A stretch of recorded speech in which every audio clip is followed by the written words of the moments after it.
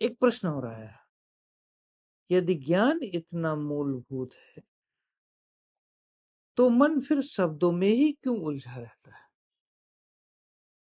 या कल्पनाओं में भी क्यों उलझा रहता है? तो उत्तर कि शब्द मन को जीवित रखते हैं। मन ज्ञान से प्रेम नहीं करता। मूल रूप से मन ज्ञान से प्रेम नहीं करता, वह शब्दों से प्रेम करता है।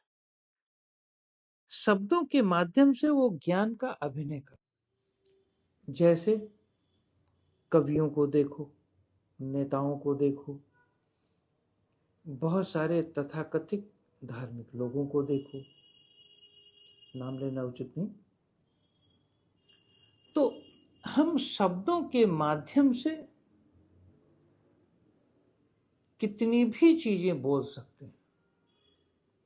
जैसे कथा बोलते हैं, तो अब कथाओं की कोई लिमिट नहीं। नोट करो, शब्दों के माध्यम से कथाओं में अनलिमिटेड कोई भी चीज आप बोलें, उसका कोई परीक्षण नहीं संभव है। किंतु जब आपका मन किसी अनुभव में जाएगा और फिर शब्द को बोलेगा, तो उसकी लिमिटेशंस है। अब वो लिमिटेशंस आ गई, इसीलिए मन कभी भी चाहता ही नहीं कि वो अनुभव से गुजर करके शब्दों को बोले। अनुभव से गुजरना उसके लिए भारी है। क्यों?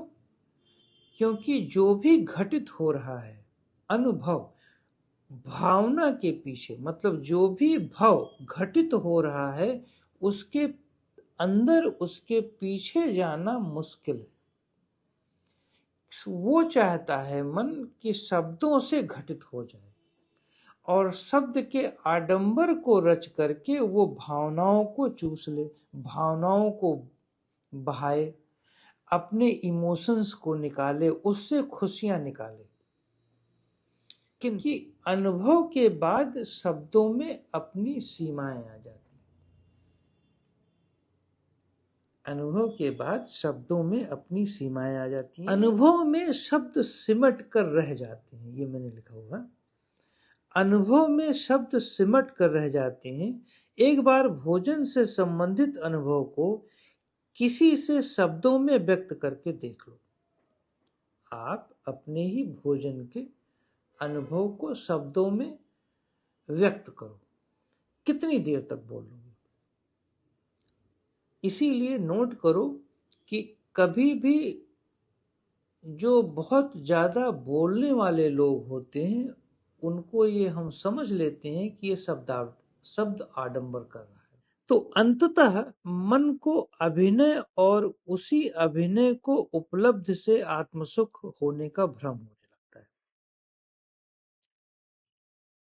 मन इतना कमजोर हो जाता है, अंततः मन इतना कमजोर हो जाता है कि वो केवल शब्दों के आडंबर में रह करके ही भावनाओं को निकालने का अभ्यस्त हो जाता है और उसी भावनाओं को ही सत्य मानने लगता है।